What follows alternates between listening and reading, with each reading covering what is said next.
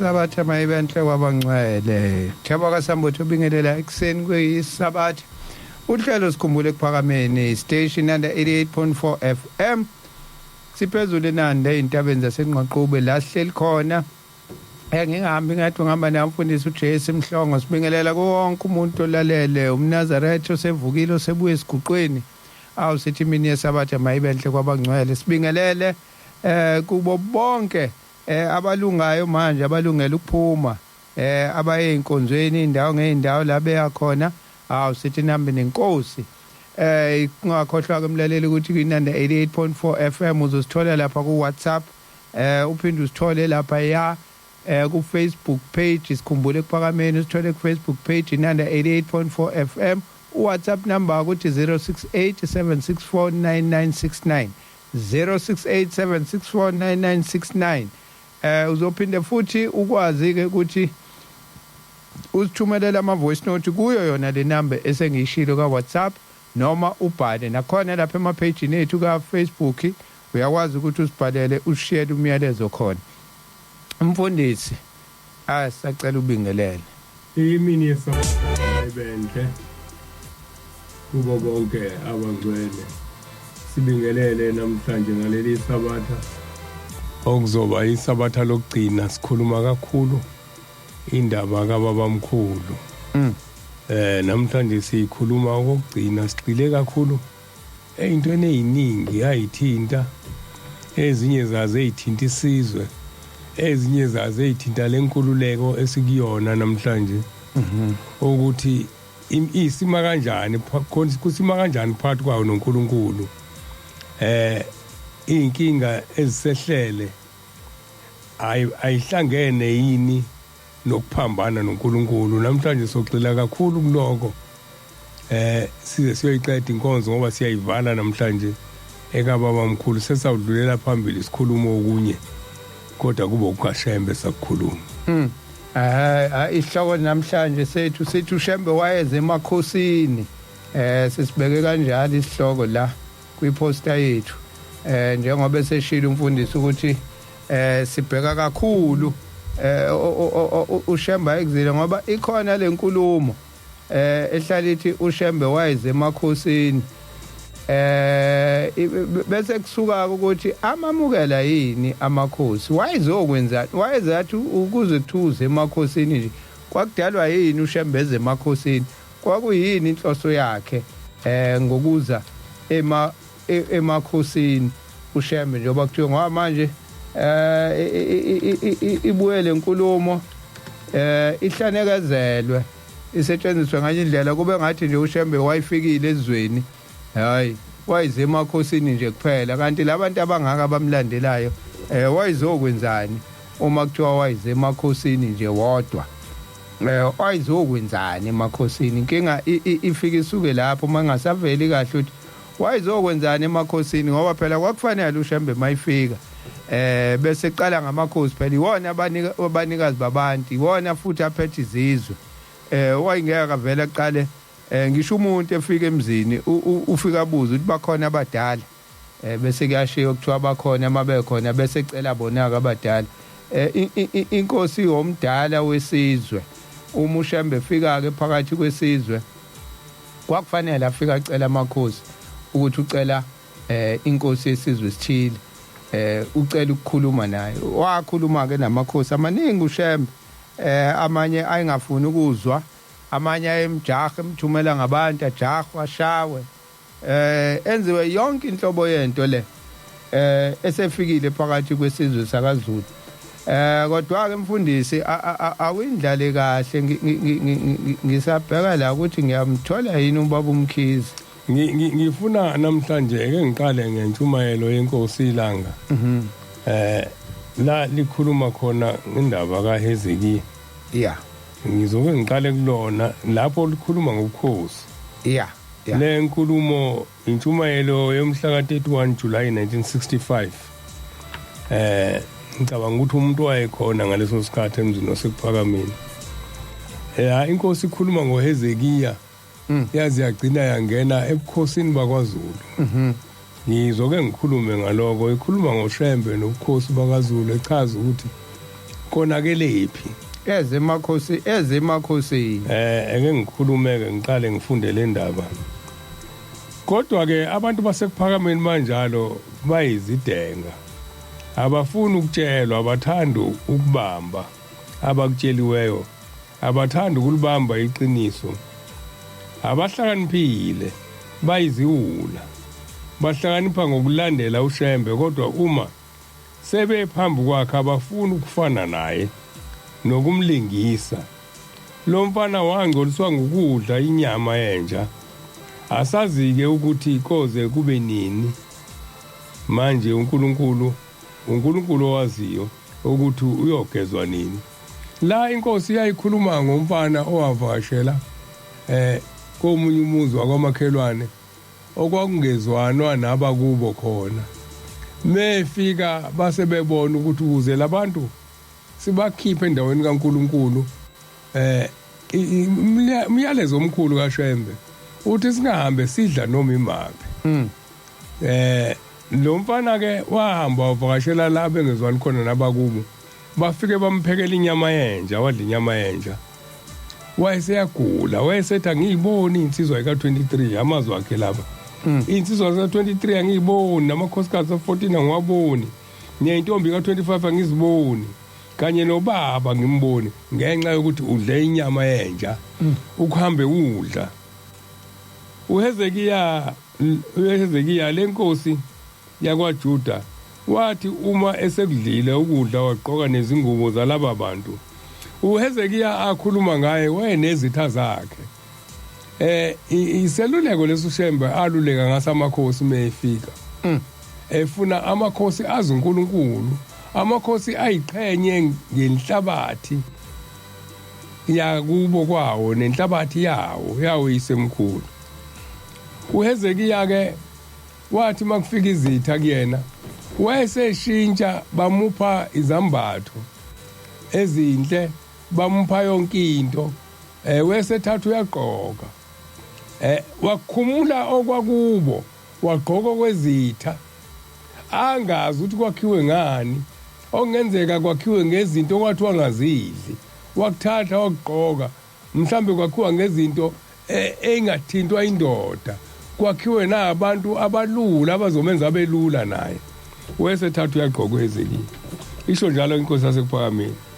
Ithi uHezekiya lenkosi yakwaJuda wathi uma esekudlile ukudla waqoka nezingubo zalabantu, wayesebathatha laba bantu wabangenisa ezindlini zakhe zonke nasesigodlweni sakhe lapho kuhlala khona uNkulunkulu wakhe nalapho kuhlala khona ukudla kwakhe. Wavula amabhokisi amakhulu egolide nesiliva ashiwa ngokhokho bakhe oDavidi noSolomoni. Wabakhombisa konke anakho nento yakhe yonke enhle. Wabathatha futhi uHezekiya bayisa endlini yakhe lapho kuhlala khona izikhali zakhe. Wabakhombisa izikhali zawo yise nezawo khokho bakhe. uNkulunkulu wacunuka kakhulu. Wayeseya ku-Isaya umprofeti wathi, Isaya, uyambona uHezekiya na? U-Isaya wathi, Nkosi, angimboni. Uyaganga, usengikhohliwe yini? Usengihlubukile yini?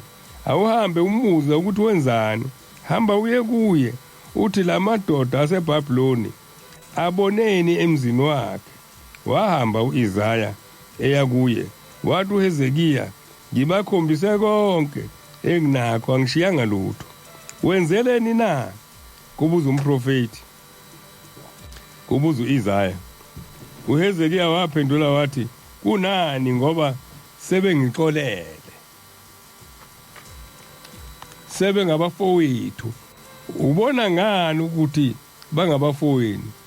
Ingani basho njalo futhi bangilethele izipho? Lezi zipho zinamsebenzi muni? Usweleni? Ukwenzeleni? Kubuza umprofeti. Uthi njengoba usubakhombise konke usuthi babafowenu, yini oyibonile kubona? Ngikhuluma ngezeluleko ekaShembe melukeleka lesizwe sikaphunga noMageba. Ufika wafanga lezo luleko, uqala kule ndaba ubaba ilanga uye endabeni ubaba mkhulu ayiyele emakhosini ayiyele kwaZulu. Isilima sinjalo ke sinenkani, ayikho into enenkani njengesilima.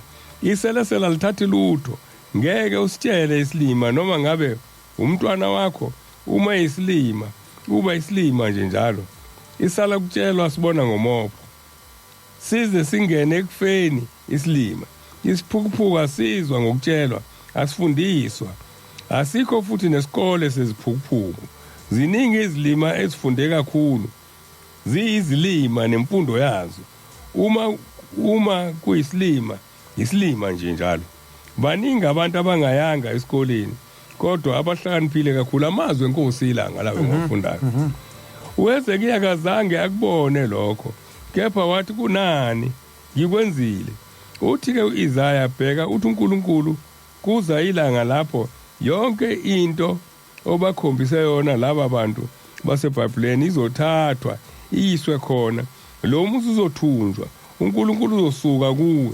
Ubulima bukaHezekiya bugcwaliseka lapho ethi, ake ngibuze kuwe, muntu kaNkulunkulu, ngalezi nsuku mina ngiseyinkosi lapha kwa-Israyeli, akuyoba khona yini ukuhlala kahle kulelizwe? Uthi u-Isaya, cha, kuyoba khona. Lezi zinto ziyokwenzeka lapho wena usufile. Wathi uHezekiya, cha, kulungile. Yamuza uHezekiya. Uthi uHezekiya kothunywe uNkulunkulu akaceli ukuthethelelwa uNkulunkulu.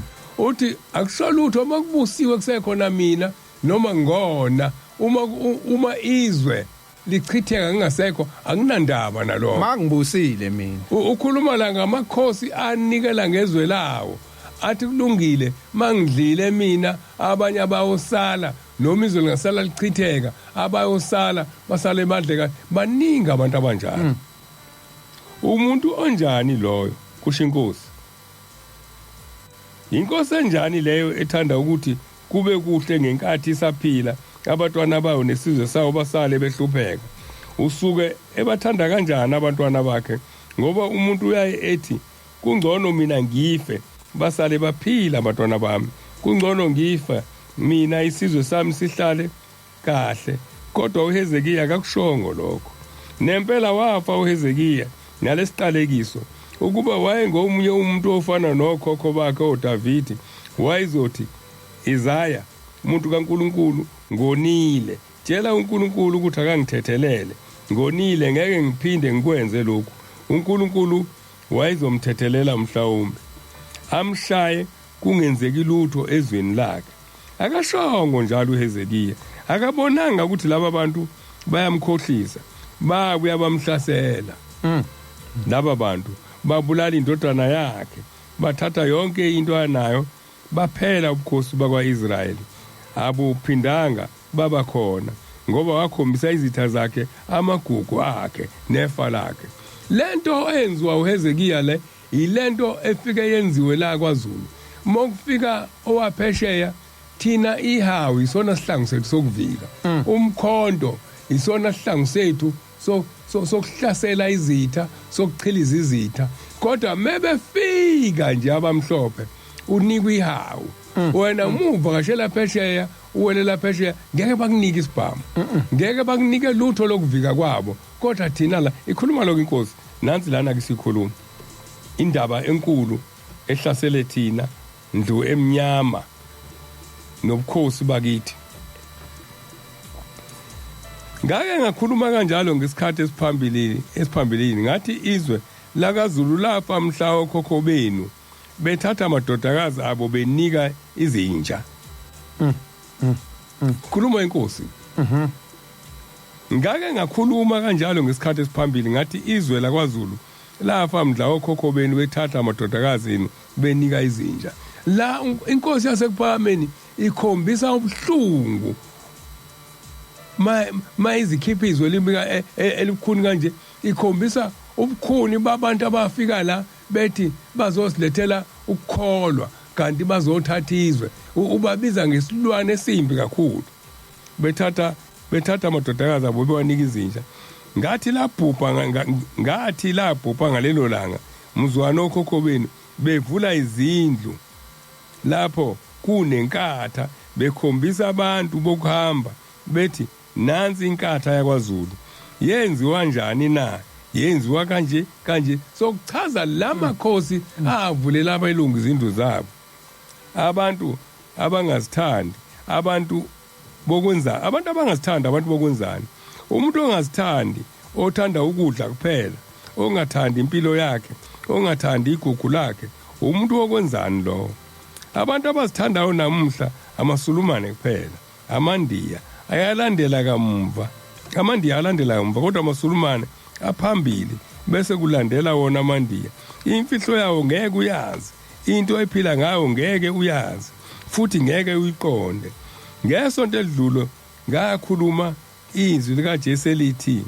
ninganiki izinja okungcwele ningaphonsa amapherel enu phambi kwezingulube funa ziwanyathele ngezinyawo zazo zibuye zinixebule Mateyu 7:6 nani lapha ekuphakameni niyigolide uNkulunkulu musani ukuthanda ukuthi konke okuhle kwenu kubonwe isitha khulumile kakhulu ngalento yamaculo aseculwa umdanso lona zonke lezi zinto zamahholo ziyisitha sikaShembe ngoba akukona kwasezulwini namhlanje izihlabelelo ekaShembe ziculwe emahholo la kudanswa khona la kuphuzwa khona utshwala okuyisitha sikaShembe utshwala okuyisitha sikaShembe ukuhamba emahholo uNkulunkulu uzosiflathela uzocunuka ebese amagama enewesula encwadini yokuphila ningabe nisaba ngabantwana bakhe imlomo yenu mayivaleke nikhulume kuphela ngokuthi abantu abayeki izono ningakhulumi izinto eningazazi baningi abantu abangathandi lapha emhlabeni abanganithandi lapha emhlabeni abanye baphendule ukukhuluma kwenu kube kubi kanti benikhulume kahle bese bebhala emaphepheni izinto ezingekho zokunidumaza amazwi enkosi yasekuphakameni la sikhuluma ngendaba kaShembe nobukhosi ukuthi ngesikhathi efika waluleka kakhulu ethi-ke inkosi sovala inkonzo ngengoma ka-89 inkosi ibusise ukuphakama kwebandla hlala nathi inkosi yethu leli langa lidlulile yasiyavalwa leyo nkonzo indaba enkulu la mfundisi enye evelayo amakhosazane sike sakhuluma kulamasonto adlule nakhona la ebandleni la eManazaretha ukuthi iwona ubuNazaretha ngoba ibeletho zawo eziphethe lobuNazaretha uma uthatha amakhosazane wanikeza izitha kusho ukuthi uphisane ngezwe ngoba isizwe silapha ya kubusiswe isibeletho sawo uma eke ahamba ayozala esitheni sokonakela ngaleli langa ke inkosi yathandaza umthandazo omude kakhulu angazi noma ngawufunda nomthandazo hayi isikhathi sikhona mfundisi omude kakhulu umthandazo ikhuluma ngokulahla izinto zethu ithi ke asibonge baba siyabonga Nkosi kusilondoloza kwakho lapha emzini wakho siyazi Nkosi ukuthi asifanele nokungena lapha ekhaya wazakhela wena lo mzi wawuthwala wawehlisa ezulwini wawubeka lapha emhlabeni wawubekela abantwana imthandazo wenkosi lapha wawubekela abantwana bakho abasabayo ukwenza okubi wawubekela abantwana bakho abathanda ukwenza okulungileyo abathanda ukushiya izono zabo awubekelanga Nkosi abantwana abathanda ukwenza okubi phakathi kwabo awubekelanga Nkosi abahlubuki abangathandi ukulenza izwi lakho kodwa umusa wakho Nkosi mkhulu ngoba nathi bantu abanezono siyangena khona sifike siphuze sicela ke Nkosi usiphe inhliziyo efana neyakho inhliziyo esabayo ukwenza okubi inhliziyo ethandayo ukwenza okulungileyo sicela Nkosi intethelelo ezono zethu sicela kuba amagama ethu alotshwe kuleyo ncwadi yakho engaziwa umuntu lapho uloba khona amagama abantwana bakho bathandayo sibeka ukuhamba konke kwethu sibeka ukuzingelwa kwethu siyazi sinezitha eziningi emakhaya nabantu baningi abazizingelayo sicela Nkosi usivikele bayaphatha Nkosi nemithi thina siphathi nemkhonto bayiphatha thina siyiphathi nezihlangu banazo ziningi thina sinazo izihlangu sethu nguwe kuphela sicela kuba usibone uma usibona wazi ukuthi singabatwana bakho ukhumbule ukuthi singumsebenzi wezandla zakho. Izitha zabatwana bakho uzibulale, izitha zabatwana bakho uzichithe, ukuze inhliziyo yabo ingaphelelwa ngamandla, ukuze inhliziyo yabo ingabuyele emva, ingasuki kuwe. Bangahleki Nkosi abangesibona abalenkonzo bethi uphi uThixo wenu. Sibeka kuwe Nkosi amakhaya ethu, sicela ukuba sihambe nemvula uma sihamba lapha ephakameni. Sicela ukuba siphile nabatwana bethu nezinto ezinazo ziphile. Sicela uma sisebenza kubelungu sithole imali sikwazi ukuyigcina singaphucwa usathane, nenkomo Nkosi esinayo yande. Uzile wena kuthiwa asiwuchithe lo mzi. Sicela Nkosi amandla okuba siwakhe ungachitheki. Ukukhulunywa ngumzi wasekuphakameni. Umthandazo loqonde nomzi wasekuphakameni esithi namhlanje uma sinamile sazi ukuthi awulutho, kodwa umnikazi walokukholwa uthi sicela ukuba lo mzi ungachitheki. Uma zikhona izono ozigeze ozikhiphe, mawuzweke Nkosi ukuthandaza kwethu, uhambe nabahambayo usale nabasalayo, ube izinto zonke kubantu bakho ngesikhathi zonke. Ubaduduze Nkosi, abadukileyo ubakhumbule, abafazi abangenabatwana ubapha abatwana, ngoba unabatwana abaningi wena. Nkosi awuswele lutho, ungalandeli inhliziyo yabo, ulandele Nkosi udumo lwakho negama lakho, ngelakho igama manje nanini kuze kube phakade. Amen. Umthandazo omkhulu wenkosi yasekuphakameni, ithandazela ukuthi singakulahli ukuthina. Mfundisi ujulile lomthandazo womuntu wasezulwini, ekhalela isizwe sakubo kahle kahle. Khalela isizwe sakubo la, ukhalela kubonayo ukuthi thina mokufika umlungu simnika ihawu, thina mesiya ngaphesheya sinika isibhamu, ngoba esabe isikhala isibhamu asinikwa nduna lesi esasihlokohlwa ngocingo. Babekile ngoba isona abasinqoba ngaso, thina isihlange sanqoba ngaso siyasithatha sisinike izitha. Mafika belungu ephethe amakhamera, ngoba sithi umlungu simvulele ngisho igumbi ozobona ukuthi la khonani. Ithi inkosi yasekuphakameni ngelinye ilanga untetho okhuphuka ngomgwaqo, okhuphuka phambi kwendle emhlophe uyodlula egumbini, uhamba nomlungu. Imbona inkosi iseparadise bisiyambiza ezontetho. Ebesethi lo ungamkhombisi zonke izinto, ungamkhombisi la kulele khona amathamba ayingcwele, ngoba uma beke babona mebeke bathola ngisho ucezu lethambo kuyobe balibulele leli bandla.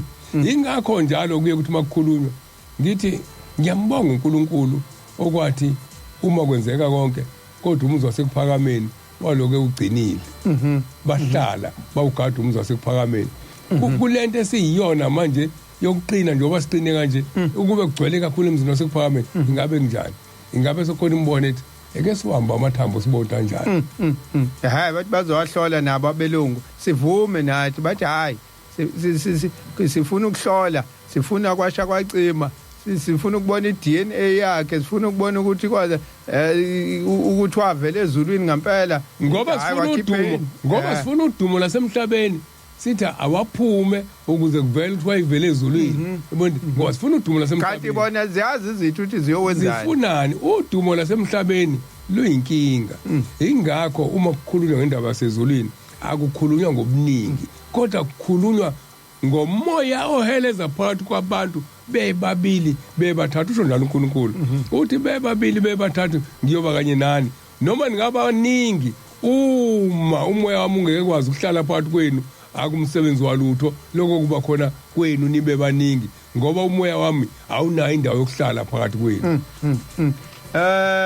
Kuneclip emfishane nje akade sakhuluma njalo ngenkosi ilanga ikhuluma ukuthi sathatha izizwe, sathatha amakhosazane sawanikeza izinja. Akasiza ubaba uMkhize la, ubaba umpostoli uMkhize, ukuthi uthini ngokuganana kweinhlanga ezingafani. Mfundisi mhlambe sizokwesidlale neodo nange isabathe edlula ngisazi sasizwa amakhehla kaMkhize, sike sizwe mhlawumbe abathi bambona yep abathi bayamuzwa eshamazi esho lamazwi ukuthi wayithini nokuthi kwaba lama umvangeli lo umkhize u1915 umfwabo umhlambululi 1918 ngokuzalwa bobabili basanda khamba emhlabeni basanda khamba nje abantu abasanda kushiya emhlabeni bobabili abantu laba abambona ubabamkhulu base bekhulela kakhulu kodwa enkosini ilanga la ekuphakameni sebezohamba manje nje ngo20 bani ngo20 bani 2017 2016 abantu abasanda khamba nje emhlabeni ngisazoke ngikhethe la ama voice notes nawo ngibona ukuthi iyiphi esingayisebenzisa othi angibone kukhona angazi noma yile angazi noma uke wabuka yini kwalethi ekhuluma khona ukuthi wayethi ubaba omkhulu eyalila ukuthi alibomcela umuntu uma kukhona umuntu elimkhuluma nawo ukugcoba abafundisi yebo bese kuba khona le kuganana kweinhlanga ekhuluma ngo-Aaron uBaru ya ngifuna ukubheka ukuthi yiphi esingayidlala ngendlela ku-Aaron lokhulu ngasimbonile thina u-Aaron indi simbonile sikhona ubehlala ngaphesheya lapha ngasenkanyezini iy'nwele zakhe umbalisi ngoba phesheya lapha ngasenkanyezini othi sizwe ukuthi omkhize bathini ngomshumayeli u-Aaron isanga uma ngandulisa ngakho sonke singaphili ningi into siyasinda kuzona sisikhulume kuthiwa ngisiza uNkulunkulu ngoba ngasengisazi sonke sentombi yomuntu noma yekulo ukuthi ayiphi kodwa kwangisiza impela uyamina ngake likomisi kodwa ngake ngakonyiswe ilezi zinto zonke angizange ngisithi kwakuvuna bese ukuthi kwathi ugombela wekade ngikhulumile ngazo wesenkonzweni kwathi ulala nezilwana kulungile kodwa kulungile ulala nezilwana akhuluma uBombela ukuthi isilwane kasilungile ulala naso kodwa ichinja ayikwazi ukugibela embusini wena kuwumuntu ohlakaniphile umbalisi kaNkulunkulu uthi ubaba kwathe uJehova wamemeza wazamazama umhlaba wonke ememeza indlu kaTikana noseza ngabona indlu kaMageba noMakhulu beza abantu uthi kwazamazama umhlaba wonke bephenduka abantu kwaphenduka amakhalati kwaphenduka amandiya kwaza nabelungu lapha lokati nikhuluma ngayo bamfundisi bani uThabethe wale Efrahed wayefika nentombi zamakhalati uThabethe fika lapha ephakameni umfundisi waba nemoto imoto phela zalethe nokweza belungu imoto hayi umuntu oyefika ngemoto yakhe private kwakuseyilezi imoto ebezizimbi ngithani ibonanga lezi ezazikhreya kwisikhathi sakho izinxakanxakana ezinesonto elingaka sibona ukuthi isonto libe lide libe ngaka ila izipolo sengathi ibhayisikili la ekaleni kwakulezo zimoto manje ke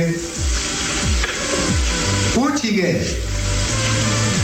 inkulumo ithi-ke wamemeza kwazamazama umhlaba yonke into yasukuma phansi ize ephakameni izongena ephakameni waselinganisa wesenza elinganisa wasethi umdobi uma edoba uphosa inethi emanzini mase phosa inethi lapha emanzini emfuleni ungena zonke izilwane la ufisha ungene umbokwane ungene inkalakala ungene zonke izilwane zasemanzini silandela lokwakudla okumhlophe lapha enethini ngaphakathi uthi ngesikhathi usuphakamisa wena usokhipha inethi soyikhipha ngaphandle uchitha lapha sozothatha inhlanzi lezo zidla lokhu ubusele phakathi emanzini lokho imbokwane konke lokwilwane zasolwandle uthi ke ulinganisa inkulumo nje ulinganisa ngaye uthi wathi umemeza la ukwazamazama umhlaba waphenduka ikhalati kwaphenduka indiya kathi khona amashumayeli bamandiya la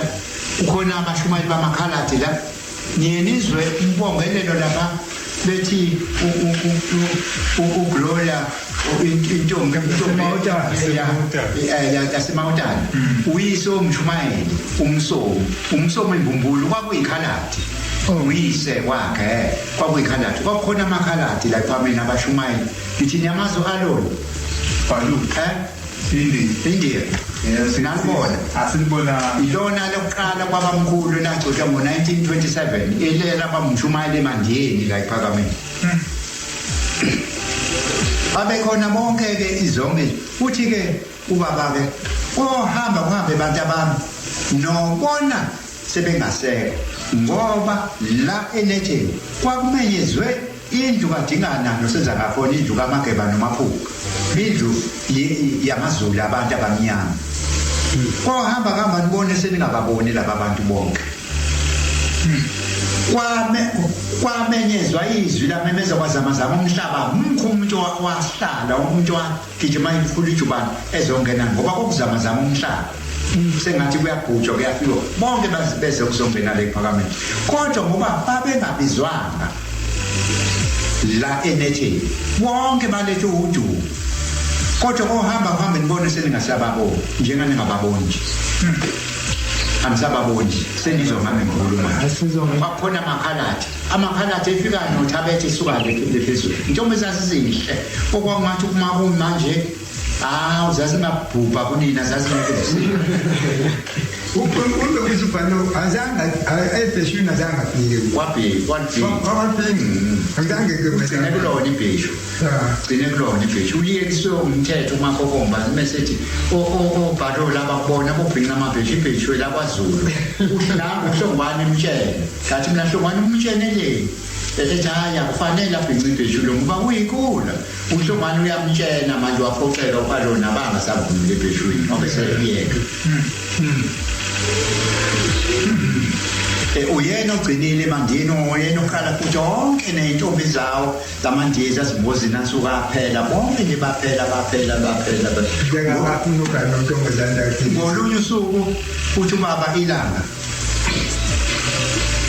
kukhona ingulube ezofika lapha ePhakameni ethunyelwe kumina sangazi ukuthi uthini ubaba wahlala kwaphuma umakoti omuhle omlungu uthunywe phesheya uthi akezela afika ahlale ePhakameni ahlale la nabantu khona izolinga uShembe ngoba la umlungu uyinto enkulu umlungu akatholwa umuntu la kwe-Afrika wena uzowola yonke imali uzokhokha imali uzothola imali eningi ubaba wasishena qala ukuthi khona ingulube ezofika le ethunywe suka le phesheya wafika umakoti omlungu wayefika lo mlungu afika kuseni ePhakameni muhle uthi hayi ngifuna ukulala uthi baba asinayo indawo yokulala belungu thina kulalwa phansi uqondena nje ngqo uthi ubaba asinayo indawo yokulala belungu thina silala phansi nembhede kwakuseyintuli kumgwaqo ongakagandayo kuseyintuli nje ePhakameni usenjeya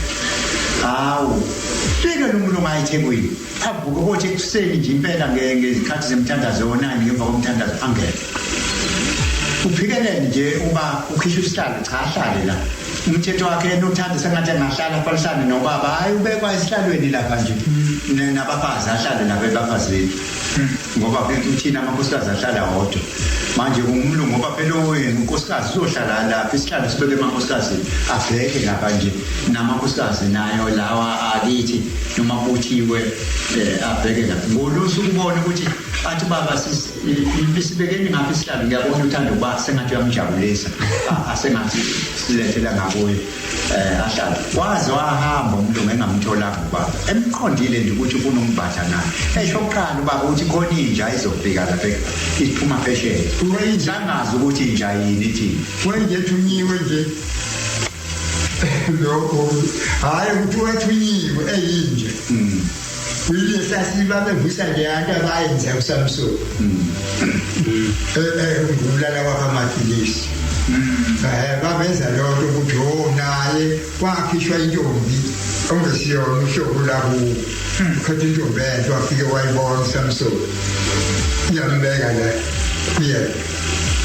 nayo lele iguquka leyicabanga ukuthi khona iphingana thola kanti unzima ushebe akabuyi behluleka lapho naloyo lo ngubezi yayithunyini azange umesise ngamtholanga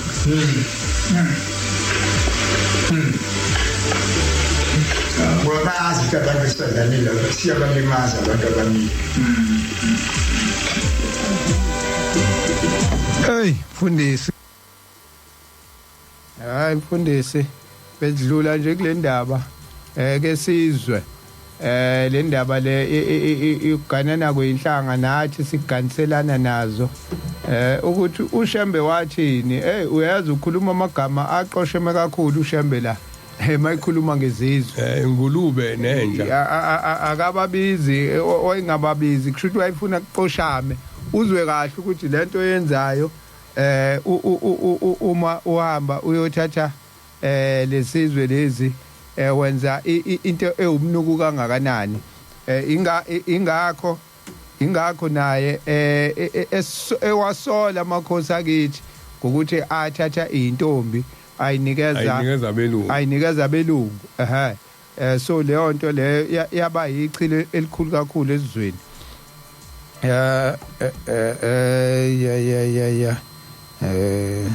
yathula manje into yakhona othi sizwe la angabe ngisamuza umjini nangona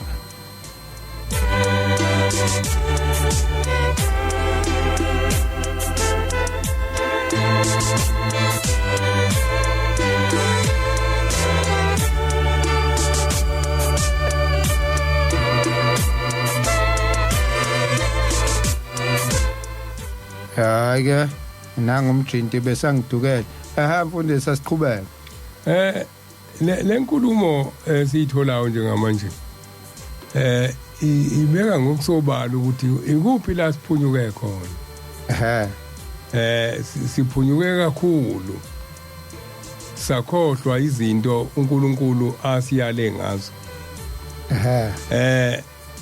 uShembe ushiye ngisho nanomthandazo wakaZulu angazi noma sokushaya isikhathi sawo sokuthi uthandazwe manje uthandazwa uzothandazwa kanjani ngoba uma uzothandaza kuthiwa uyathanda abantwana abazisolayo awukwazi ukuthandaza ungakazisoli ya uyabona uma uthandaza ungakayisoli khona imthandazo engihlale ngiyizwa kuthiwa kuyothandazwa emgwaqweni ukuthi kuphele ingozi mufica khona ufika kushawa iginci kushawa amapiano kushawa yonke into kunotshwala kunayo yonke into uyabona kujatshuliwe kukhulunywa namumphi uNkulunkulu nijabulile nithi nizokhala uNkulunkulu kodwa nizodla utshwala nithi nizokhala uNkulunkulu kodwa khona abafaka amabhlukwe uNkulunkulu asho kahle encwadini ethi owesifazana akakufaka kowesilisa manje nizokhuluma noNkulunkulu owakhe siphi isizwe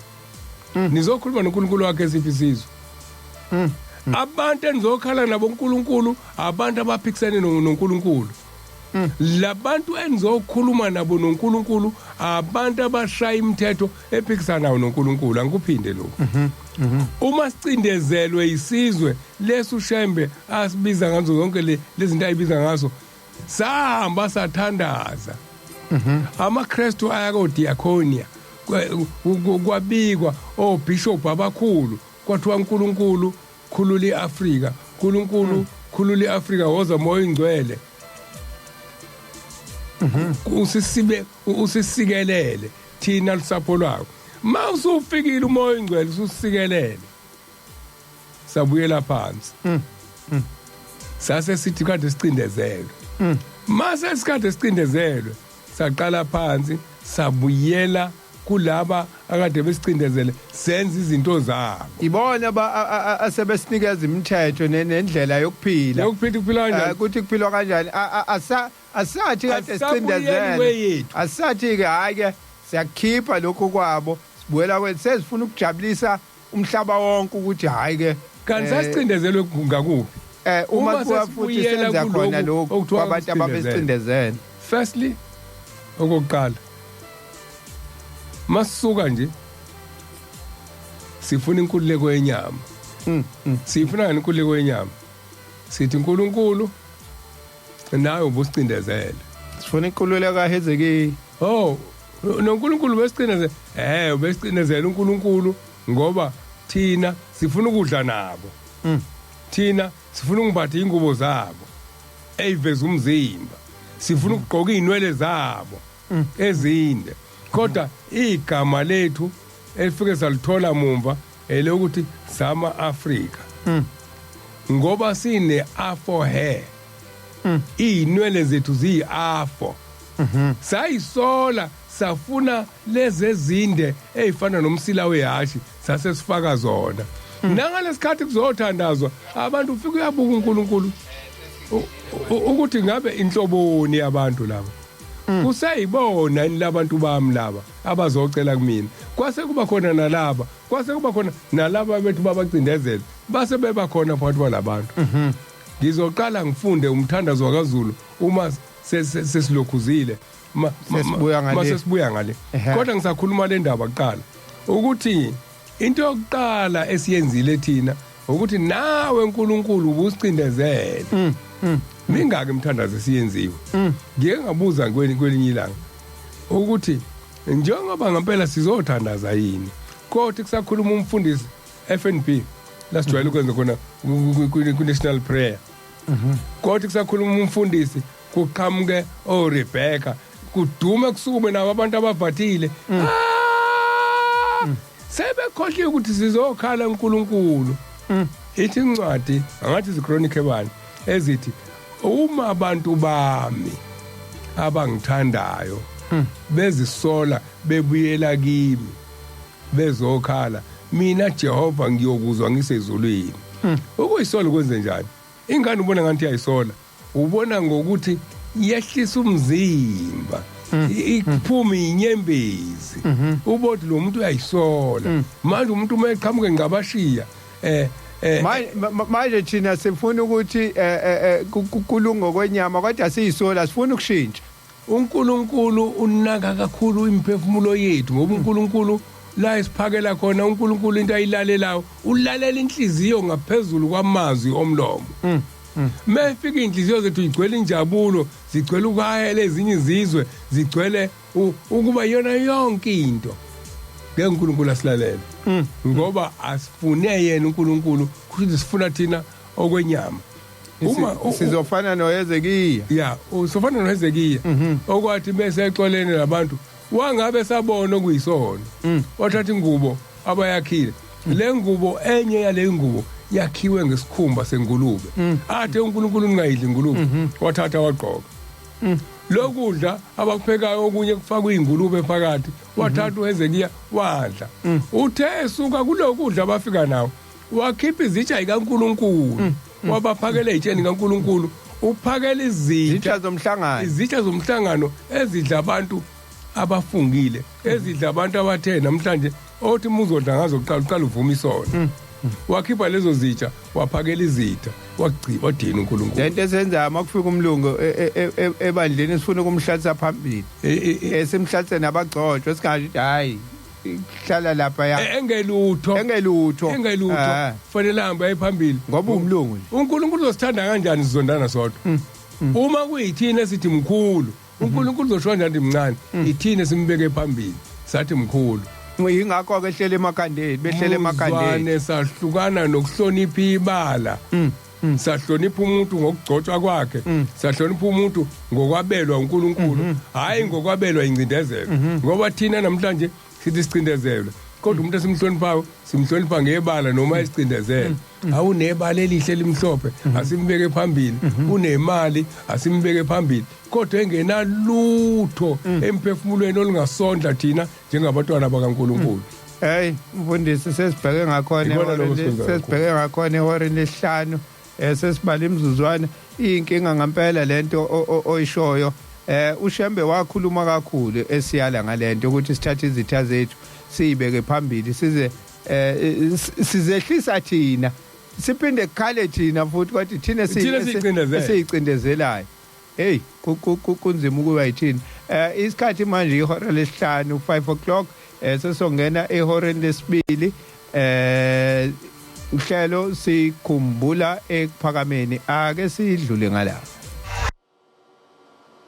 usibongela phaya hlakelelo samanazaretha sizilumlodwa ngempela gesi usuthe ukusigila kancane kodwa ke hayi sekubuye kwalunga futhi kwaqonda sibonga ukubekezela kwenu sithembe nalo bese lithi lamtshontsha idemoni lokuthongo hayi angabe salala sikhona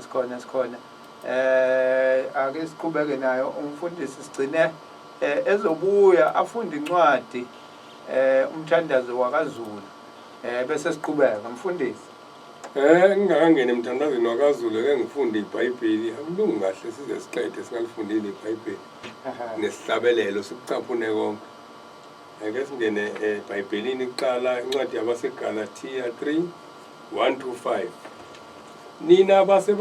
nina baseGalatia angaqondiyo ngubani oniloyileyo nina enalotshelwa phambi kwamehlo enu umfanekiso kaJesu Kristu ebethele esiphambanweni yilokhu kuphela engithanda ukukwazi kunina ukuthi namukeliswa umoya ngemisebenzi yemithetho noma ngezwi lokukholwa niwulekile kangaka na niqalile ngomoya senigcina ngenyama na nahlupheka kangaka ngeze uma kambe kungeze umbuzo le ubuzwayo ukuthi ngempela niloyiwe yini maseninje seneza zonke izinto ezibheke eceleni eke sibuyeleke lapha kuGalatia khona kuGalatia 5 sikhulume ngalenkululeko yenu yenyama ungeyona kamoya Galatia 5:13-14 ngokuba nina bazalwane nabizele ukukhululekeni kuphela ningakwenzi ukukhululeka kube yithuba enyameni kepha khonzani ngothando ngokuba umthetho wonke ugcwaliswe ezwini linye wokuthi wothanda umakhelwane wakho njengokuba usithanda wena ithi ke le ncwadi ngokuba nina bazalwane nabizele ukukhulekeleni kuphela ningakwenzi ukukhululeka kube yithuba enyameni thina ke ukukhululeka lenkululeko esayinikwe uNkulunkulu sesiyenza ibe yithuba enyameni ukuthi hey kade sivinjiwe singakwenza ukuthi sivinjwe uNkulunkulu sesikwenza ithuba enyameni ke lokukhululeka ingakho ke silahliwe nje ngizobuyela emthandazweni uthi ke uShembe esihlabeleleni sakhe 120 South Africa vuka zokhele izikhuni zakho zisondele zonke izizwe ziwothe umlilo wakho South Africa vuka ulibase iziko lakho uJehova uThixo wakho akunike elakho iziko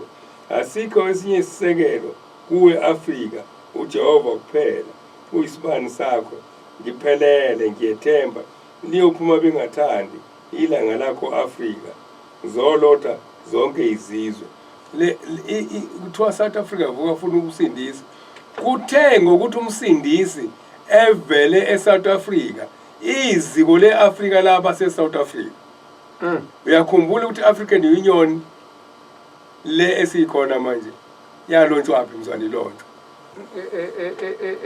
Kings Park la eAfrika eSouth Africa eThekwini eyayimele Africa ngoba eKings Park umuntu eKings Park muzwe kancane eKings Park ngazi noma liyahlangana 9 km ilapho ehla khona esitimeleni wahlangana nomdluli khona uShembe okuyena umsindisi wale South Africa bethanda bengathandi bayolotha iziko lakho angiye emthandazweni umthandazo ke ngizoqala ku21 Mazulu nikani udumo nani mhlaba nonke ndluka senza ngakhona niguqule iminyango ezinhliziyo zenu nibhekise kumveli nqangi wokhokho benu owathatha izwe lenu walinika izizwe ezingaziwayo nezingaziwanga okhokho benu kwasemandulo nolimi lwazo aniluzwa naba izigcili zazo ngenxa yezono zenu noyihlo benu mfuneni uJehova uNkulunkulu wenu nize nimthole nibike izono zenu kuye ukuba anibuyele nithethelele ukuze abuyisele ukudinga kwenu enzuzweni nokukhala kwenu entokozweni nokuhlushwa kwenu ekubuseni. uJehova umnene uyonilalela, uhlezi phezu kwezitsha zasekuphakameni. Uhlezi phezu kwezintaba zasekuphakameni. Phendulani iminyango ezinhliziyo zenu, zizukulwane ngezizukulwane zikasenza ngakhona. Ninikele kuye izimpophoma ezinyembezi zokudabuka kwenu, uyoniduduza. Njengoba izwi lithi uJehova uyakubalalela abadabukileyo, akazideli iziboshwa zakhe futhi. Tholakala esihlabeleni 69, isihlabelelo 69 verse 32 kuya 33. Nikani indlu kasenza ngakhona, ninake indlu kasenza ngakhona niyiziboshwa zikaJehova, uyena owanifaka kuleli jele lokuthunjwa izizwe zonke. Khumbulani-ke lelizwi elithi liyothi uma senehlelwe yilezo zinto zonke, nikhumbule uNkulunkulu wawuyihlo benu wodingana nosenza ngakhona. Nibuyele kuye ngezinhliziyo zenu nonke nangemphefumulo yenu nonke nangobuningi bezipho zesihle. Ningobuningi bezipho zesihle nilahle izithixo ezinengisa uJehova. Uyoniduduza-ke ngalelizwi lokuthi uma senehlelwe yilezo zinto zonke, nikhumbule uNkulunkulu wawoyihlo benu odingana nosenza ngakhona. Nibuyele kuJehova uyonibutha kulelozwe lapho nihlakazeke khona, noma khona owakini exoshelwe kude, uyombutha naye khona lapho. Ngiyayithanda le. Noma khona owakini exoshelwe kude, uyonibutha naye khona lapho. Babexoshiwe ababeleli inkululeko bexoshelwe kude, kodwa munye wasibuthayo uNkulunkulu wasephakameni. Akekho umuntu, lesi simkhohliwe manje. Nokho uJehova usanidabukela ukunikhulula, njengokuba incwadi yothando wena wamaNazaretha obizwa ngokuthi umthandazo wakwaZulu, umthandazo wesisa. Evesini lokuqala lithi uJehova kajabuli ngenhliziyo enosizi. Nina-ke ndlu kasenza ngakhona, uma ninosizi buyelani kumkhululi wenu, uyakunilalela. Ndlu kasenza ngakhona, ngiyanincenga nina enidabukileyo ukuba nesulwe izinyembezi. Guqulani inhliziyo zenu nizibhekise kuJehova, ningasatshiswa ngamagala athi uJehova akasamlaleli umuntu onsundu. Ningabaphi nokudla laba abasho njalo, ningangeni nasendlini zabo. Umthandazo kaShembe. Ningabaphi nokudla abathi uJehova akasalaleli, ningangeni nasendlini zabo. Athina sikwenzi lokho. Hey mfundisi, iyavela indaba ukuthi uShembe wayezokwenzani emakhosini, wayezowafundisa ngoNkulunkulu. Yebo. Bese wona kwakufanele bese ehlisela umyalelo ezizweni. Yes. Abambalwa kamamukela iningi lamchitha kwayileyo ngcusana leyo elabanenhlanhla, noma ke kungabangeke kodwa kuba abantu phela bayingencane bengamanzi, futhi amakhosi ayingeke abaphoqe ngaleyo ndlela, ngoba noShembe akashonga ukuthi baphoqeni, kodwa wayefike nje afika ashiya izwi, inkosi ibiza abantu. Futhi kube sekukhona nabashumayeli-ke, mhlawumbe uShembe ashiya umshumayeli kuleyo ndawo, seyosala abafundisa abantu. Kwayikhona ukuthi kodwa iningi alimbukanga njengabantu, alimbukanga njengomuntu othunywe uNkulunkulu, lambuka nje umfundisi, umfundisi ongenabandla. Baqale bambiza ngohlanga. Angani umfundisi ongenalo isonto, abafundisi nazi izindlu zamasonto zakhiwe. Isigebengu lesi, basho njalo eNdlunkulu mayifika omyayize kwathiwa hayi ngeke isigebengu lesi. Sesizwile indaba kaBabamkhulu efika sayiza imithandazo yakhe imisebenzi ayenza uhambe kakhulu ke la ehamba ehlukunyezwa eboshwa enziwa konke etshela thina ukuthi sonile asiyisole kuNkulunkulu ukuze uNkulunkulu ezobuyela kithi singaloko esikhala ngokuthi siyahlupheka size sigcina sesithini manje ingoba sikwenzanga ukuthi ingoba amadlozi kwasha kwacima sikhohle ukuthi nabo babamkhulu bethu babonile phela uNkulunkulu ithina kuphela ngaso esibacelela intethelelo uNkulunkulu sibhizi thina sicela inhlanhla kubona kodwa manje kwabona baboshiwe ithina sinethuba lokuthi sicelele bona sicelele thina ngoba nathi sifike sahamba ngale ndlela le sangahamba ngale ndlela le UShembe ayithi uNkulunkulu ufuna sambe ngayo thina sibhizike yini njalo ukuba nengqondo nenhliziyo kaHezekiya yokuyicabangela wena sisenenkinga yokuthi asinabo abaholi isikhathi esiningi abacabangela isizwe umholi ubheka yena ukuthi hayi makulunga okwami hayi uright yena ngoba ngabe bayasibiza isizwe ukuthi hey ake sibuke la nala okhokho bethu bona la nala ukuthi sikulungisa kanjani makunje usho njalo phela ubaba mkhulu uma eprofeta isikhathi esikusona uthi uma izwe libuya liyoqale lithathwe abawubusa njengeyinkawu abayubusa njengeyinkawu ngoba nombuso wenkawu uthi kuyoba nombuso wenkawu umbuso wenkawu ke nini ubona unjani inkawu kuba khona ohleli phezulu lo ohleli phezulu ikhonde lazo bese lithumeleke icabinet yalo ukuthi ngenani insimini icabinet yalo ayiboni icekela phansi lokudla okufanele ngabe iyakudla nakusasa iyathatha icabinet icala khona isikhwama ekhwapheni ididiyele ekhwapheni ibambe ngekhwapha mayisika misibuyisele ekhwapheni okwesibili ayiboni ukuthi unumber 1 uwile iyathatha iphakamisa ikhwapha uyawu number 1 ifaka unumber 2 icala soku2 kanti kuseko yoza phuma enensimu ecekela phansi ubaba mkhulu wesho lokho namhlanje asinalutho ngenxa yokuthi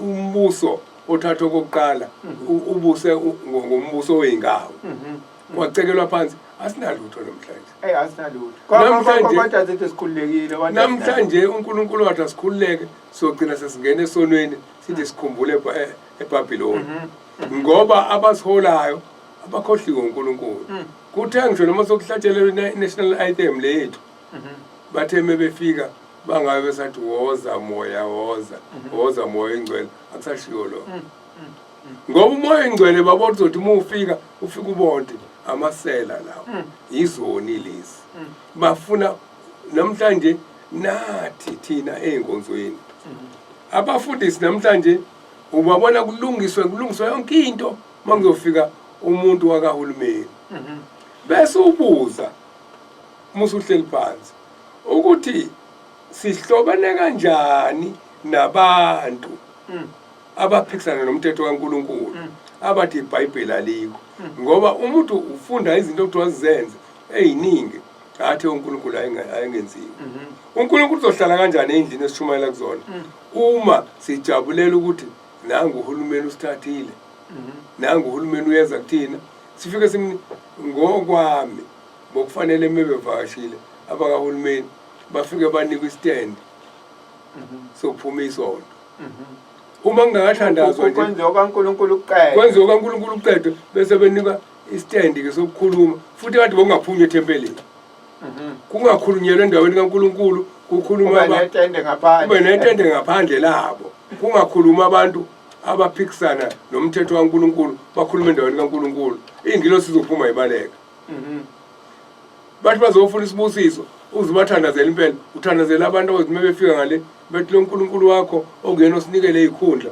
uyabheda ngoba wathi akwenziwa ukuthi namhlanje sisola uNkulunkulu khona lencwadi ethi bathanda ukuhlala ezihlalweni eziphakemeyo ingakho sibaphakamela nathi ngoba sithanda ukuyohlala nabo lapha uHezekiya ke wona kanjalo uheze kuyawona kanjani ehe wathatha nathi sesigcina sicela kubona uyasho uShembe uthi ufana nenja muhamba ucela namhlanje sesibekezelele ukuhlala nabantu abaphula umthetho kaNkuluNkulu ngoba sazi ukuthi bayasiphakela ngathi kaMateyu 23:6 le engishoyo ekhuluma ngabantu abathanda ukuhlala endaweni ephakame Mateyu 23:6 into ebalekile nje kuthina ilezi indawo eziphakameyo ukuthi nathi kezethu bandle ngabantu bekhona ubani bengihleli nobani ngimxhawulile ubani mubuza ukuthi umxhawulile uzuzeni emoyeni azuzanga lutho emoyeni ithombe nje ukuthi benginobani ake sifundele incwadi 23:6 bathanda indawo ezingenhla ekudleni nezihlale eziphambili emasinagogeni nokubingelelwa esicawini nokubizwa ngabantu ngokuthi rabi bathanda ukuthi babizwe ngokuthi obaba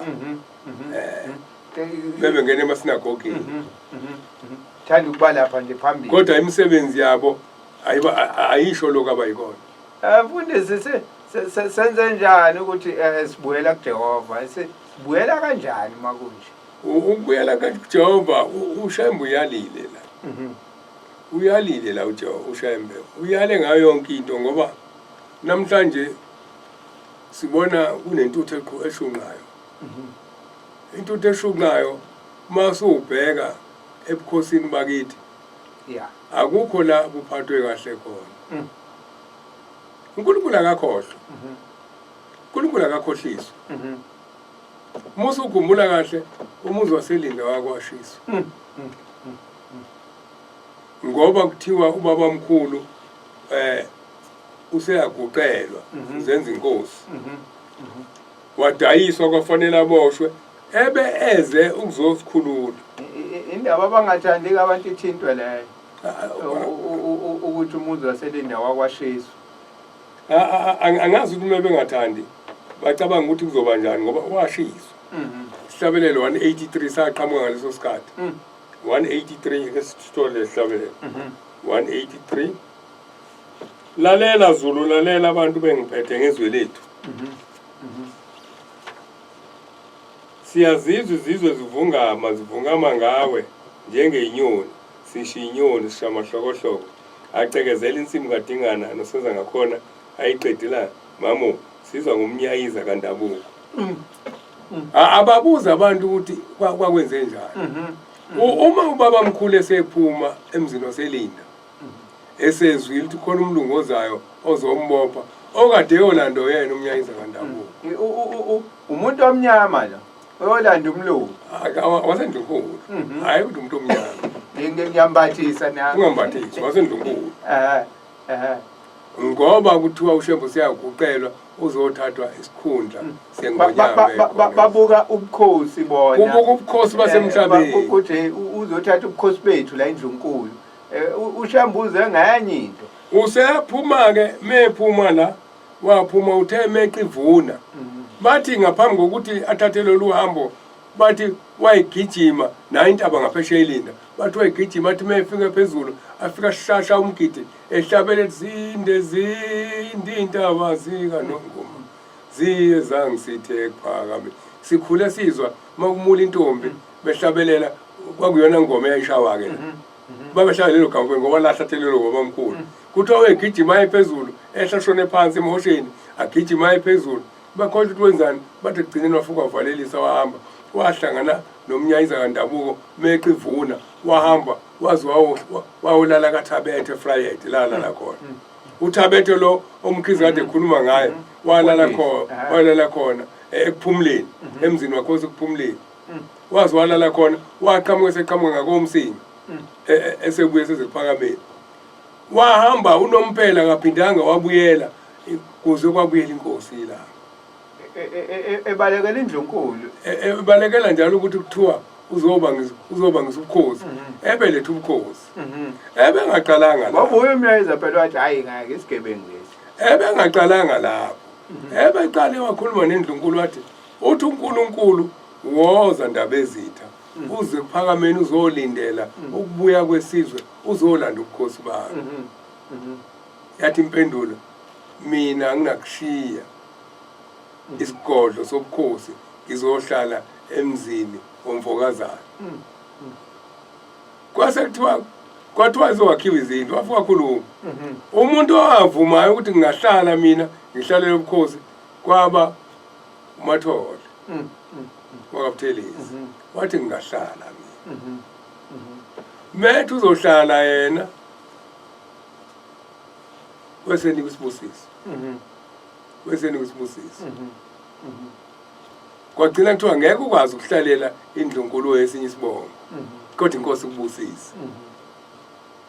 Ingakho-ke usubona kunje namhlanje ngeke ngisho ukuthi kunjani. Kodwa bazokusho. Sizoyithi uhwaphilize nje kwaleso sibusiso ngoba ubabamkhulu washo wathi kuyohamba kambe kukhona isikhathi la umbuso wakaZulu uyophathwa umuntu oyobe ngeyena ngesibongo. Kodwa uyena uyobephethe lo mbuso. Kodwa iyobe ikhona inkosi kodwa uyena uyobephethe umbuso ngaleso sikhathi. Kunjani? Isuka lapha kuMathole kodwa isuka lapha lesibusiso sathola uMathole. Wathi uyoba yigatsha lo mbuso wakaZulu lo muntu loyo. Abantu njalo bangayifaki ipolitiki. Umlando kaShembe lo, umlando kaShembe lo okhona ophilayo futhi.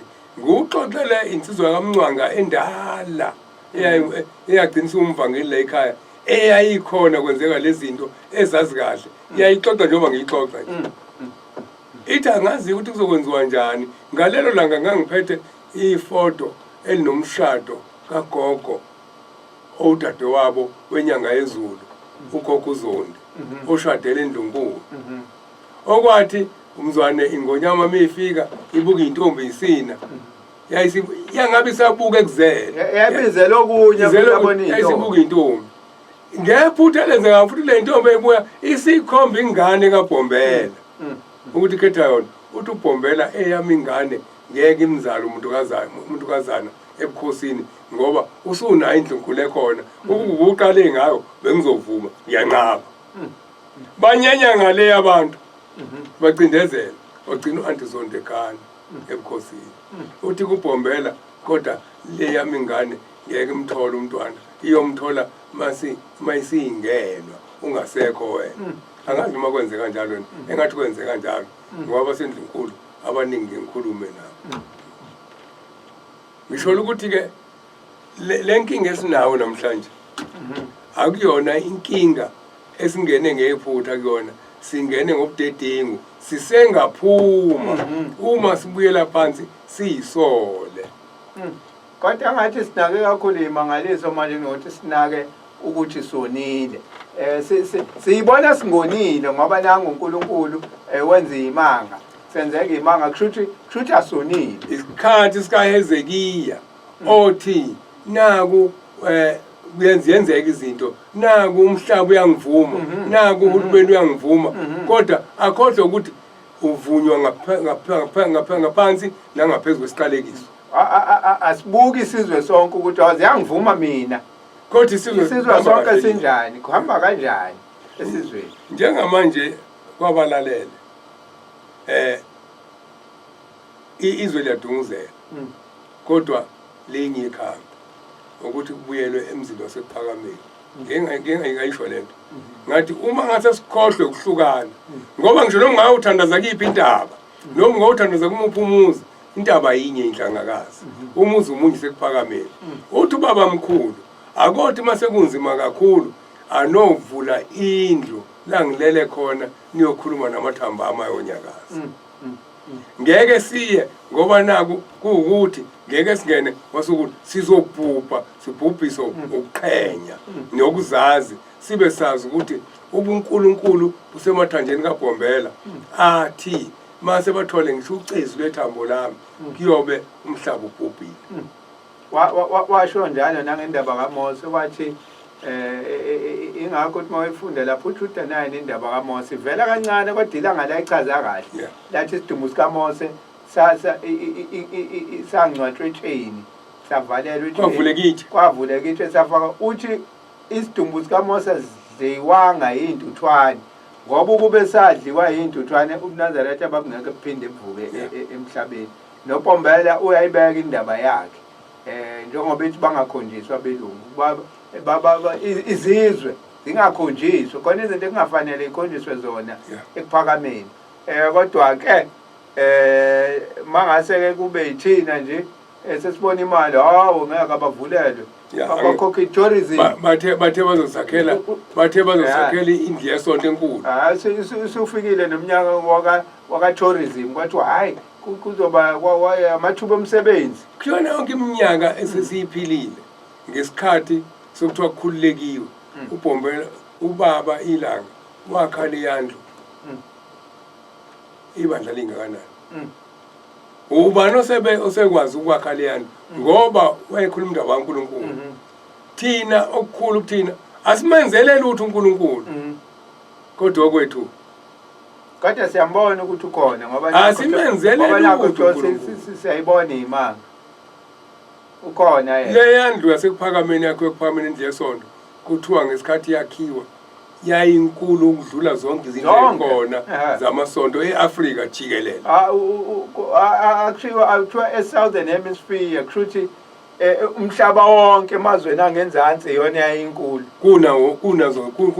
kunazo zonke izindlu zamasonto ayakha ngenkani futhi namhlanje ipermit wayithole seyakhile ngoba phela kuba ungavunyelwe ukuthi bakuzindlu zamasonto namhlanje amabandla amnyama akhe izindlu zamasonto namhlanje sikhuluma ngodumo uNkulunkulu uyalibona udumo lethu indlela sekuphakameni namanje sabatshazwa namhlanje kubatshazwa abantu akubatshazwa umsebenzi kaNkulunkulu hey mfundisi ake ngibhake lapha ku Facebook nangu nobuhle bakhe Thembadelwa ukhona noNdrimbi Gumede uthi amen mfundisi ngihleli nawe Facebook page inanda 88.4 FM ake sibheke kusikhumbule kuphakameni ukuthi khona sithola bani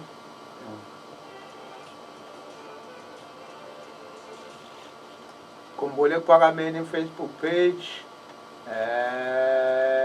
Rakwane Sibethe ukhona lapha uMakamutsa Sandile Ngwane ukhona uthi amen bangcwele studio kuthi uSandile Ngwane Mduduzi kaChakithi uthi baba Sambothi ninomfundisi nithinta into engiyaye ngiyisho ngokuphakama ngiyaye ngize ngicabanga ukuthi nenzondo yakhele inhlizweni zethu uNkulunkulu uyivumela ngabomu ukuvikela lo muzi kithi ngoba siphambili kakhulu iningi lethu sizingane ukuthi singathuka sibukele phansi ezinye izinto zalapha eNazaretheni nokuthuka nje into ongayiqondi nongayazi kuyaye kungidide mina izinto ezingamagugu asizazisi nomprofeti usemumva kakhulu enhlizweni zethu noma sikusho ngazindebe zomlomo ukuthi siyamthanda kodwa osekukukhulu kakhulu zinhlangothi esikuzo uma umprofeti eyigugu njengokusho kwendebe zethu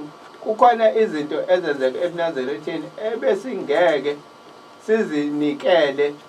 sizinekele izizwe ngoba ngandlela thize silulaza umprofeti noNazaretha yabeka lento yabeka lensizwa ibincane yashaya amagama amakhulu ngoba lento yethu obuhlangothi kahle kubantu bangaphandle ingcolisa igama likaShembe kakhulu amazwi akhe kunamazwi akhe amakhulu lensizwe zingikhumbuzela amazwi ke ngiwafundela amazwi encwadini intshumayelo yenkosi ilanga ngithi ayawu 68 nayo ake ngibuze eNazaretha ukuthi uma uchitheka lo muzwa sekuphakameni inkosi ilanga umnikazi waleli bandla okuyena okwathi inkosi uBombela ngaphambi kokuthi hambe 1934 waqamba igama athi siyibonile inkosi yena wehla wahlala phansi ongazi ukuthi umudelela yena umuntu ufana naye akekho ufana naye uma senikhona ufana naye ngihamba amanga nginitshela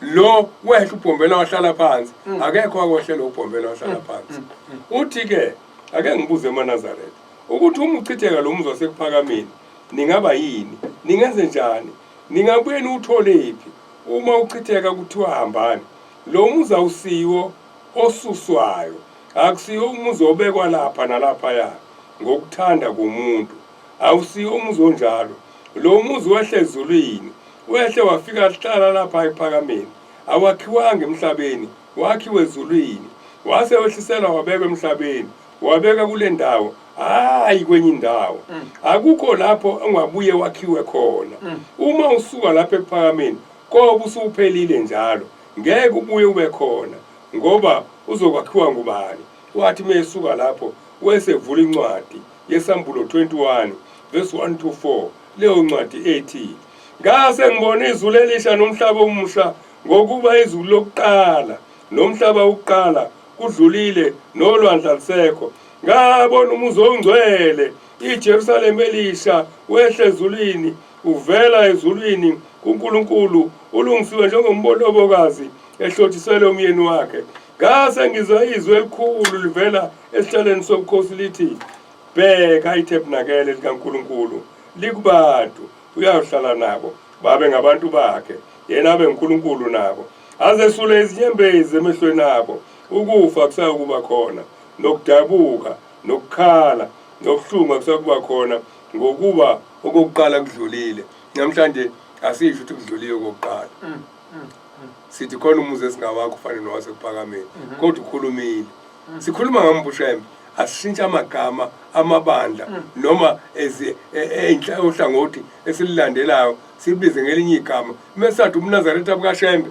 uShembe esho kanje sifikisana naloko sifikisana naye uqobo lwakhe asibona abakaShembe hayi ake siye lapha ya ku WhatsApp wethu nango ubabuhlongwane eNewland East uminye sabatha ibehle kwabangcwele ubabuhlongwane lo eNewland East amen baba lapho eNanda FM ngithi ngihlezi nani ngininalele usuku elihle kunina nonke amen ubani lo uNathimiya uNathimiya lo mina sabatha ibenhle kwabangcwele studio mfundisi uMhlongo baba Sambothi indlebe ngibekile inkosi isibusisele nina ngalolu hlelo lusifundisa okuningi nolisikhumbuza izindlela zomkhululi wethu inkosi nibusise undaba ezinhle la umpokadladla nangu la uthwala uthi siyabonga amen khona enye wathi ngo hayi qedile ngama ngo WhatsApp ngibuyele ngala ku Facebook ngibona ukuthi khonani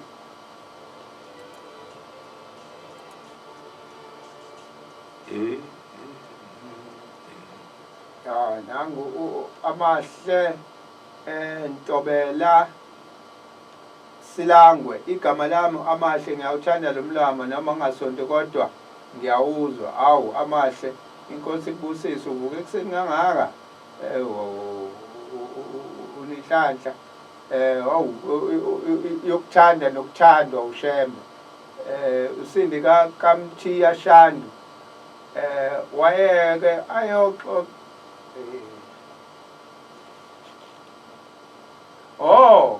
wayekayixoxe umkhokheli uManzuza indaba yaselinde acwebe izinyembezi kodwa umuntu wayesemncane akasakhumbuli kahle uNkulunkulu kaShembe sicela sikhumbule siyeke ukuxabana kodwa ngoba lokuxabana kulekelela izitha zobuNazaretha usindi kaMthiya Shandu hayi kungcono ngoba ngathi bayayibona futhi labantu abakhuluma lento abantu abasha mangibabuka la base bancane kakhulu okumnandi ukuthi ikusasa lebandla liyakubona lento yobuhlangothi ukuthi engathi ayisebenzeli thina sivele nje kunalokho ukuthi sibe lokuxhoshelana kodwa umsebenzi kaShembe uyafa kubantu abasha njalo bangakhohlwa siyakhuluma kakhulu egroupini siyakhuluma kakhulu asikhuluma ukuhlukana ngiyabamema egroupini sikhumbule ephakameni sikhuluma kakhulu lapho kakhulu sindlalekile kunezinto esiyiplanayo manje eziyaphambili ezodala babuka abantu bathi abanye bangavele basixoshe lokhu uloko kuzose okuthanda uNkulunkulu sokwenza egroupini sifuna ukwenza okuthanda uNkulunkulu. Abantu bangasithinta kulezi inamba zikhona la kulona leli page inamba kamfundisi nenamba yami umuntu uma efuna ukungena kule ofuna ukungena angithinte WhatsApp group kuphela athi mengena WhatsApp group ebese shiya ngaphandle uhlangothi ebese ba umuntu ofuna ukwazi umuntu ofuna ukwazi 1910 to 1976 nangobusane ngobhuti uthi silalela siyezwa osekusele ukuzehlisa sizisole siphenduke sithi baba sonile njengandodana yolahleka uqinisile ngobhuti lapha sinenkinga yokungafuni ukwehla sibakhulu sonke sibakhulu sonke ngoba sonke sithi olwami uhlangothi ngcono manje ke akekho ufuna ukwehla yini ezolunga lapha kuzuza bani ngobukhulu bohlangothi lwakho makuhlukene kuzuza bani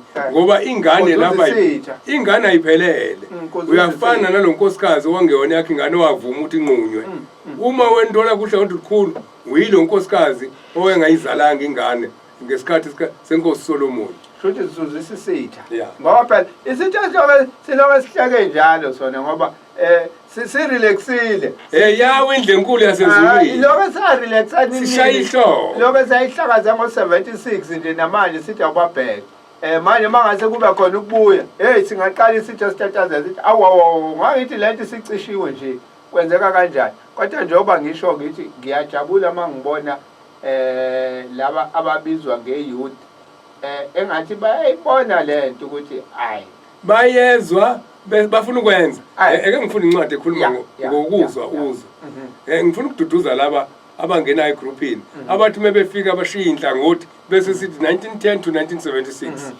ithi le ncwadi ngiqala ekuqaleni nje ibe yinde ukuyala ngokukholwa okunezenzo niyakwazi lokho bazolane bami abathandekayo ilona lo umuntu makasheshe ukuzwa aphuze ukukhuluma aphuze ukuthukuthela ngokuba ulaka lomuntu alusebenzi ukulunga kuNkulunkulu ngakho ke lahlani yonke insila nobubi obuvamile namukele ngomoya ubunene izwi elitshalwayo elinamandla okusindisa imphefumulo yenu yibani ngaba lenzayo izwe ningabi ngabalizwayo kuphela nizikhohlisa ngokuba uma umuntu engolizwayo izwi engesiye olenzayo lowo ufana nomuntu obuka ubuso bakhe bemvelo esibukweni ngokuba uyazibuka amuke akhohlwe masinyane ukuthi waye ngonjani kepha obukusise emthethweni opheleleyo wenkululeko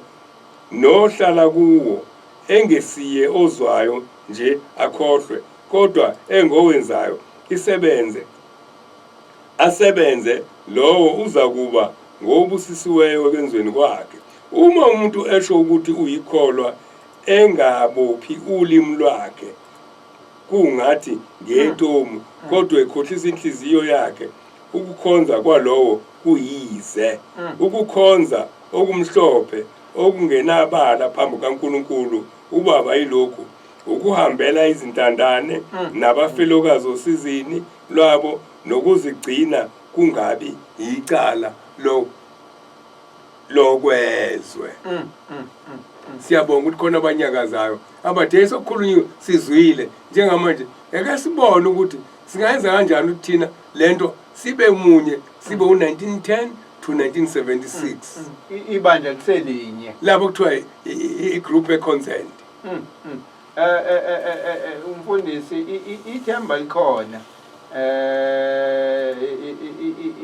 iminyaka isithi ukuhamba hamba kuthina khona beza ngemumva esithemba ukuthi kodwa siyoshiya siyicabile indlela abafike bahambe ngayo singashiyi ukuhlukana emhlabeni ukuthi hashiya sithe ningangeni lapha ya ningakwenzi ukuthi sishiye thina sithe cha ufunani indlela kaShembe kuthi noma sokusho umlilo ithi ingane ngivele ngisho ngiphele kodwa ngingangeni lapha uma bonke naku ukucisha akwathi ngingangeni lapha ingane ayifuna indlela kaShembe ileyo nto ukufunana indlela ukuthi wayitheni umoya uyathethelela inyama inamagqubu inkinga ilapho mfundisi asivalelise abafuna ungena egroupini kuyakhulu 1910 to 1975 sikhona bongithinta enambeni ngibafake Inkosi yomusinibusise. Inamba iyaziwa. Siyawuhlangana ngelizayo inkosi mayivuma. Amen. Amen. Chabo kaSambothi inkosi mayivumile kusasa 6 to 9 ntambama sobe sikhona ku Asitunguseni sobe sineguru G we-Oneness Movement iHindu fundiswa amaHindu lo esobe sina kusasa siphinde futhi sithi inkosi mayivumile useshile umfundisi ngeke ngisaphinda inamba kamfundisi sithi 060 613 1515 060 613 1515 uzoyithola nalapha ku Facebook page yami 076 054 3833 Nkosi yomusi nibusise. Amen.